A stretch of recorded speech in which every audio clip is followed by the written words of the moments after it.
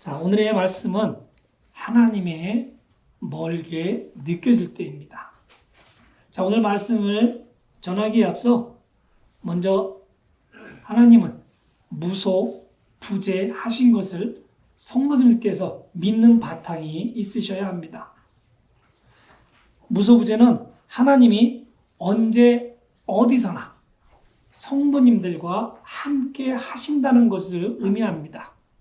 마치 공기처럼 우리가 어디 있든지 하나님은 성도님들과 항상 함께 계십니다. 성도님들이 기쁘거나 슬프거나 혼자 있거나 다른 사람들과 있을 때도 하나님은 성도님들 곁에 늘 계십니다. 하나님께서 보이시건 안 보이시건 성도님들을 돌보아 주시고 사랑해 주고 계십니다. 하나님의 계획 안에 성도님들이 항상 중요한 존재이기 때문입니다. 하나님의 존재를 믿지 않는 상태에서는 결코 하나님과의 관계는 맺어질 수 없습니다. 하나님의 존재를 부정한다면 신앙은 성장하지 않습니다. 하나님과의 관계를 깊이 경험하지 못하게 됩니다. 아무리 관계가 깊었던 친구라 할지라도 자주 만나지 못하면 결국 친구 관계는 소원해질 것입니다. 아무리 금슬이 좋은 부부일지라도 멀리 떨어져 있다면 이들도 언젠가는 부부관계에 대해 시험을 받게 될 것입니다. 실제로 한국에서는 아이들을 조기 유학시키려는 부모들의 바람으로 부부가 오래 떨어져 외로워서 결국엔 이혼까지 이르는 것이 비일비재합니다. 또한 아무리 절친한 친구이든 아무리 사랑하는 부부이든 모든 관계에 가까워지는 시기와 멀어지는 시기가 있습니다. 어떤 관계 개선에 노력하지 않으면 상당히 어려움에 봉착할 수 있습니다. 우리 사람은 사랑도 우정도 눈에 보일 때만 친근함을 느낄 수 있는 변덕스러운 마음을 가지고 있습니다. 친구와 부부의 관계가 소원해진다면 곧 어려운 시기가 다가올 것입니다. 하나님과 신앙인의 관계도 마찬가지입니다. 한때는 하나님과 그렇게 관계가 깊었던 신앙인도 때로는 하나님과의 관계가 소원해질 수 있습니다. 이때가 예배가 드리기 어려운 때이며 하나님과의 관계가 멀어질 때이며 교회의 모든 것이 불만스럽게 보이게 될 때입니다. 우리는 이때를 시험받았다 하기도 합니다. 또는 영적인 슬럼프라 하기도 합니다. 다른 사람은 당신이 시험받고 있는 중이라는 것을 아는데 정작 본인은 느끼지 못합니다. 그런데 신앙이 시험을 받던 영적 슬럼프에서 헤매이던 간에 우리의 신상에는 아무 문제나 변화가 없다는 것입니다. 그것은 하나님과의 관계에 있어서 아주 정상적으로 일어나는 시험과 성숙을 위한 과정의 일부이기 때문입니다. 모든 크리스천들은 최소한 한 번씩 그리고 보통은 여러 번 이런 과정을 경험하게 됩니다. 고통스럽고 당황스럽지만 우리의 믿음이 발전하기 위해 꼭 필요한 과정입니다. 하나님이 멀게 느껴질 때 우리는 하나님이 우리에게 화가 나셨다고 느낄 수 있습니다. 우리가 죄로 인해 벌을 받고 있다고 느낄 수도 있습니다. 사실 우리의 죄로 인해 하나님과의 친밀한 관계가 끊어지기도 합니다. 우리가 죄를 지을 때 하나님의 영을 슬프게 만들기 때문입니다. 우리의 불순종, 다른 사람들과의 갈등, 세상 일로 분주함, 세상과의 친밀함, 그리고 그 외의 죄들로 인해 하나님과의 관계가 소원해질 수 있습니다. 그러나 하나님은 결코 우리 곁을 떠나지 않으십니다. 단지 우리가 시험에 들거나 섭섭해서 하나님의 존재를 느끼지 못할 뿐입니다. 우리가 하나님을 떠나는 것입니다. 혹 지금 이 말씀에 공감하실 수 있으시겠습니까? 성도님께서 하나님과의 거리가 멀리 있다 느껴질 때 일반적인 권고사항으로는 기도생활 회복, 성경 읽기, 예배 참석하기, 감사 표현하기, 영적 동반자 찾기, 하나님의 사랑을 나누기, 자연 속에서 하나님을 만나기 등등의 방법들을 추천드릴 수 있습니다. 그러나 오늘은 릭 워렌 목사님께서는 다른 4가지의 방식을 제시해 주고 계십니다. 말씀을 들으시면서 목사님의 방법들을 놓고 심각하게 성도님들의 신앙을 고민해 보시기 바랍니다. 자, 첫 번째, 하나님께 솔직한 감정을 나누어 보시기 바랍니다. 성도님들이 가지고 있는 의심, 분노, 두려움, 슬픔, 혼란 등을 하나님께 모두 털어 놓으시라는 겁니다.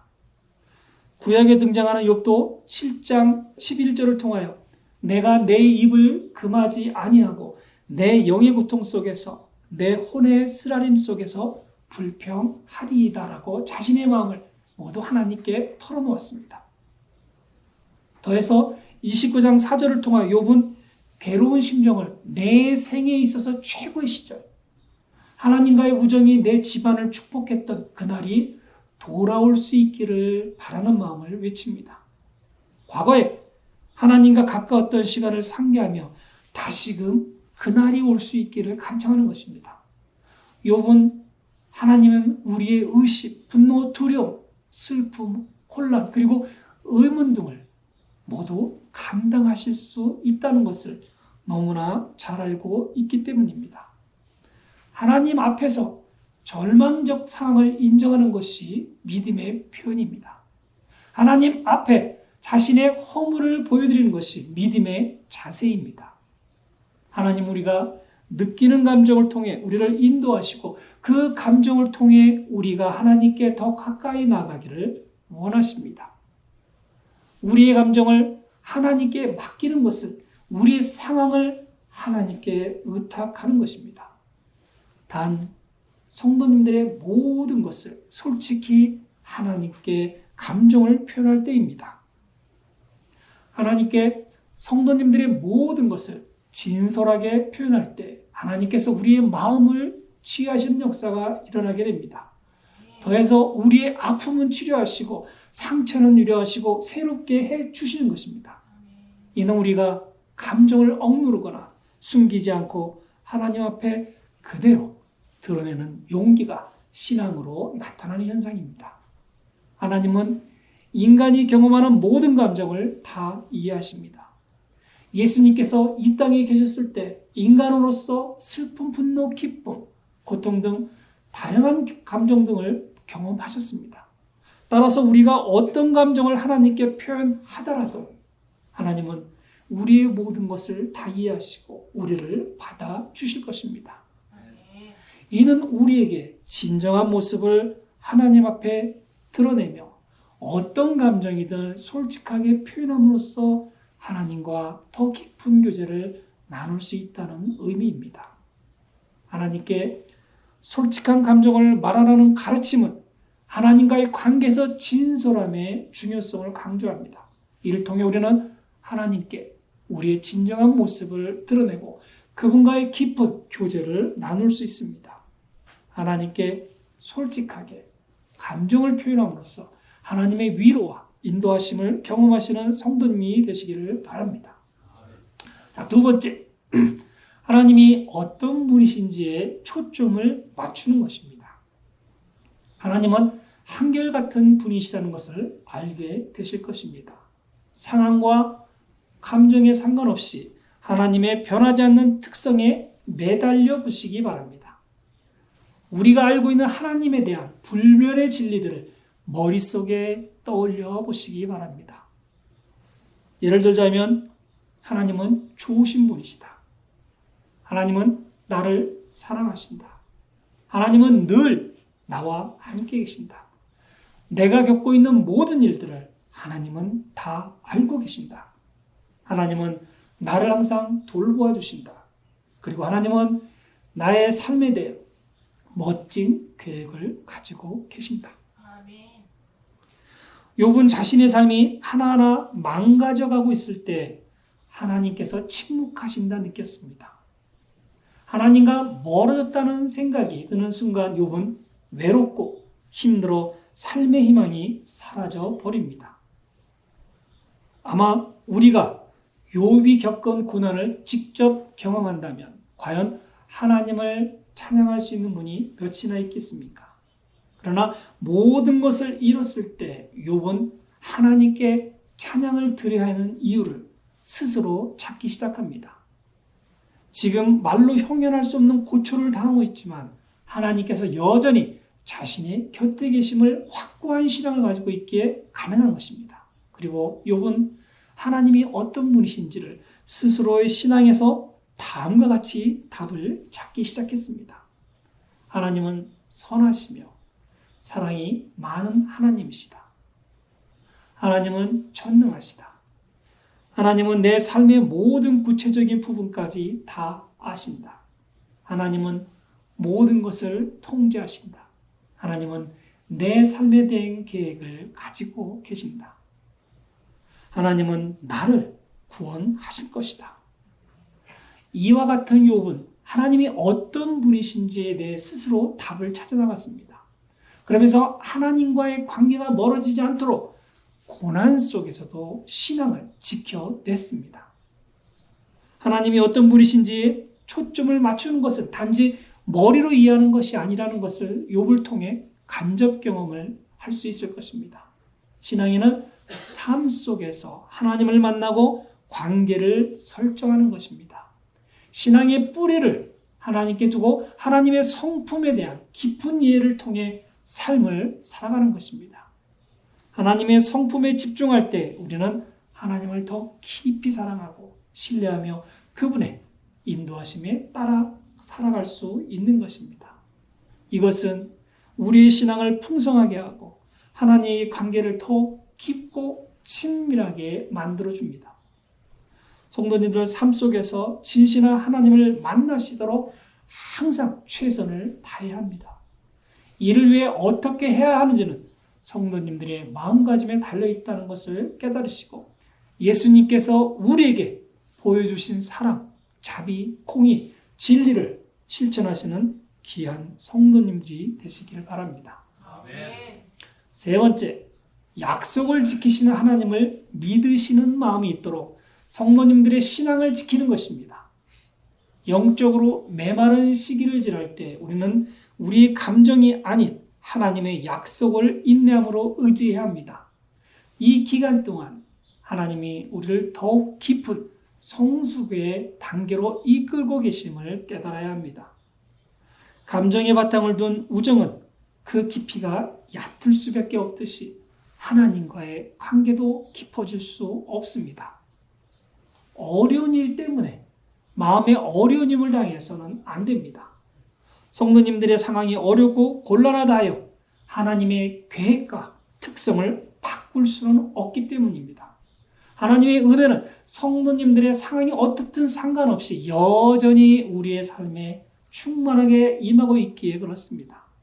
하나님은 여전히 우리 편에서 우리가 느끼든 못 느끼든 항상 함께 하십니다.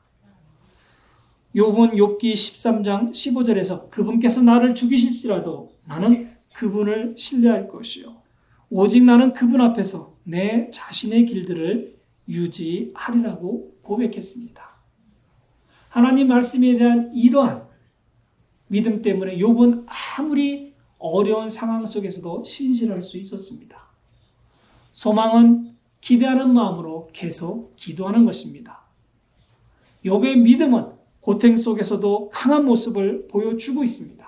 욥은 그분께서 나를 죽이실지라도 나는 그분을 신뢰할 것이요 오직 나는 그분 앞에서 내 자신의 길들을 유지하리라고 스스로를 다짐하는 모습을 보시기 바랍니다.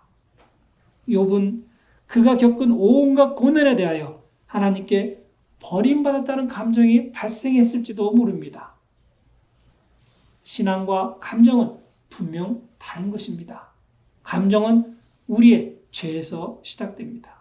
그러나 신앙은 우리의 감정에 상관없이 하나님을 계속 신뢰하는 믿음의 바탕을 두는 것입니다. 하나님을 신뢰하는 삶은 우리의 삶 자체가 예배가 되는 것이고 곧 기도가 되는 것입니다. 성도님들은 감정으로 하나님을 믿으십니까? 이성으로 믿으려 하십니까? 아니면 신뢰의 믿음으로 믿으려 하십니까? 하나님께서는 성경을 통해 우리에게 수많은 약속을 주셨습니다. 그 약속은 모두 진실하며 지금까지 순서대로 이루어져 왔고 남은 약속들도 반드시 이루어질 것입니다. 우리가 하나님의 약속을 믿고 신뢰할 때 우리는 두려움과 염려에서 벗어나 하나님께서 우리를 위해 계획하신 놀라운 삶을 살아갈 수 있습니다. 풀은 마르고 꽃은 시드라 우리 하나님의 말씀은 영원토록 서리라는 이사야 40장 8절의 말씀을 붙잡고 신앙생활 하시는 성도님들이 되시기를 바랍니다. 네 번째, 하나님이 우리를 위해서 하신 일들을 한번 기억해 보시기 바랍니다. 성경에는 하나님께서 이스라엘 백성에게 행하신 놀라운 일들을 기억하라는 명령이 여러 번 등장합니다. 만약 하나님이 다른 것은 하나도 해주지 않으셨다 치더라도 예수님이 십자가에서 우리를 위해 주신 것만으로도 하나님은 우리의 남은 삶 동안 찬양받기에 충분히 합당하실 것입니다. 하나님의 아들이 우리를 위해 죽으셨습니다. 이것보다 더 중요한 일들이 어디에 있겠습니까?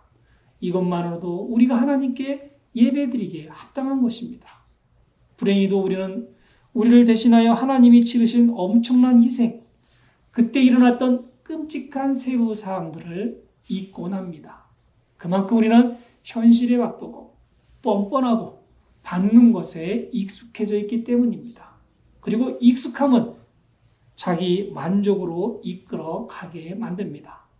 십자가에 못 박혀 돌아가시기 전에도 하나님의 아들은 옷이 벗겨진 채 형체를 알아볼 수 없을 정도로 매맞고 채찍질 당했으며 조롱당했고 가시면류관을 쓰셨으며 사람들은 예수님을 경멸하며 침을 뱉었습니다. 잔인한 인간들에게 학대받고 조롱당했으며 동물만도 못한 취급을 받으셨습니다. 그때 피를 너무 많이 쏟아 의식을 거의 잃은 채로 예수님은 힘겨운 십자가를 지고 언덕으로 올라가서 십자가 위에서 못 박히시고 십자가 처형 중 가장 참기 힘든 죽음의 고문 과정, 즉 천천히 죽도록 방치되었습니다. 그분의 피가 흐르고 있을 때 야유하던 사람들이 모욕적인 말을 하고 고통을 비웃으며 그가 진정 하나님이냐고 조롱했습니다. 예수님이 모든 인류의 죄를 짊어지시는 동안 하나님은 그 추한강에서 눈을 떼셨고 예수님은 절망 속에서 이렇게 외치셨습니다. 나의 하나님이시여 왜 나를 버리시나이까? 예수님은 스스로를 구하실 수도 있었지만 그랬다면 우리를 구원하실 수 없었을 것입니다. 인간의 말로는 그 순간의 암울함을 표현할 수 없습니다. 왜 하나님은 예수님이 그렇게 무시무시하고 악한 학대를 당하게 두셨겠습니까? 바로 우리가 영생을 지옥에서 보내지 않도록 하기 위해서, 그래서 우리가 하나님의 영광을 영원히 함께 누리게 하기 위해서입니다. 성경은 이렇게 말합니다. 하나님께서 죄를 알지 못한 그분을 우리를 위하여 죄가 되게 하신 것은 우리가 그분 안에서 하나님의 의가 되게 하려 하심이라. 예수님은 우리가 모든 것을 갖게 하시려고 모든 것을 버리셨습니다. 예수님이 죽음으로 우리는 영원히 살 수 있게 되었습니다. 그 사실 하나만으로도 우리는 하나님께 감사해야 되고 찬양해야 합니다.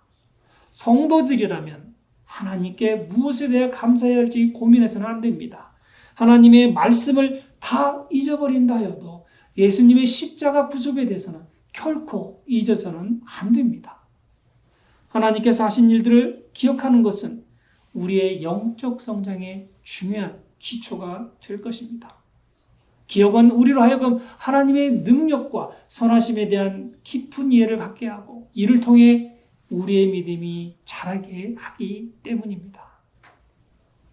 하나님께서 과거에 우리를 위해 행하신 일들을 기억할 때 우리는 그분의 능력과 사랑을 깊이 경험하면 현재와 미래에 대한 믿음을 더욱 굳건히 할 수 있습니다.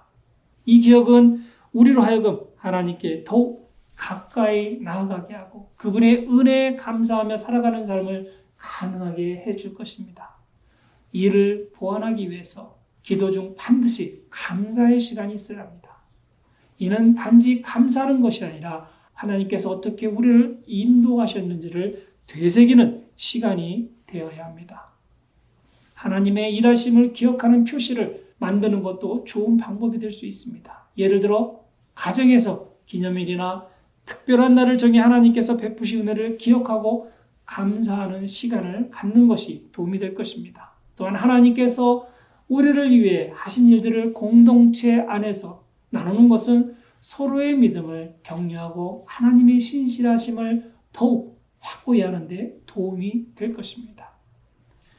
교회나 소그룹 모임에서 간증을 나누거나 함께 감사의 시간을 갖는 것은 신앙인들에게 최고의 방법이 될 것입니다. 우리 핸더슨 한마음교회 성도님들은 꼭 그렇게 해주시기를 믿습니다. 오늘은 하나님이 멀리 계신 것처럼 느껴질 때 어떻게 하면 하나님이 성도님들 가까이 계신지 하나님을 느낄 수 있는 것에 대해 말씀을 나눠보았습니다.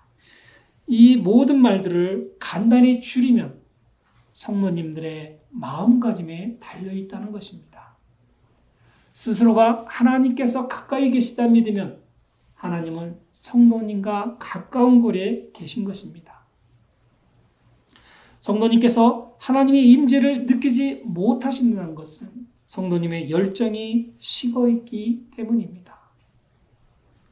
지금 이 순간에도 하나님은 우리 예배를 받고 계시리라 믿습니다. 우리의 예배에 아주 흡족한 미소를 띠고 계실 것이라 저는 믿습니다. 오늘의 말씀을 통하여 하나님께서 베푸신 은혜와 신실함을 기억하심으로써 현재와 미래에 대한 믿음을 강화하시기를 기도하겠습니다. 또한 시련을 새로운 관점에서 바라보고 소망과 인내의 힘을 얻으며 순종과 헌신에 대한 동기를 얻으시기를 바랍니다. 이러한 기억을 통해 다른 사람들을 격려하고 세워주는 힘이 되며 하나님께 영광을 돌리는 삶을 사시는 것이 되는 겁니다. 성도님들 모두가 하나님께서 우리의 삶에 얼마나 크고 놀라운 일을 행하셨는지를 깨닫고 그분의 사랑과 신실함에 더욱 감사하는 삶을 사시기를 우리 주 예수 그리스도의 이름으로 축원드리겠습니다. 아멘.